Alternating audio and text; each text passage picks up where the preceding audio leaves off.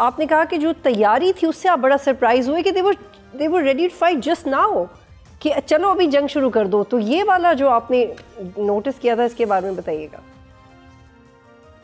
देखिए, जब मैं उनसे बातें कर रहा था तो उस वक्त यंग ऑफिसर्स हैं, ऑब्वियसली यंग ब्लड है, मेरे से एज में बहुत डिफरेंस है, और मैं उनसे पूछा था आप अगर जंग कभी आई तो, जबकि हमें मालूम नहीं था कि चंद हफ्तों में जंग आ रही है, तो मैंने कहा अगर जंग कभी हुई तो क्या रिस्पॉन्स होगा। तो आप यकीन करें, मुझे उन्हीं नौजवानों ने, आज भी मेरे सुनती है कानों में और कमेंट्री मौजूद भी है चैनल पर, और उन नौजवानों ने मुझे कहा सर वक्त आने पर हम ना सिर्फ कौम को मायूस नहीं करेंगे, अपना फखर से सर बुलंद करेंगे और दुश्मन को सरप्राइज देंगे बहुत बड़ा।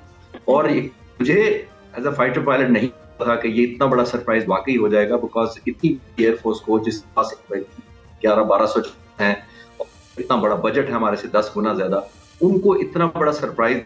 और मुझे लगा कि शायद वो यंग लोग हैं, मैं इस तरह ओल्ड ब्लडेड हूँ, अब तो वो यंग खून है, इसलिए जज्बात में बात कर रहे हैं।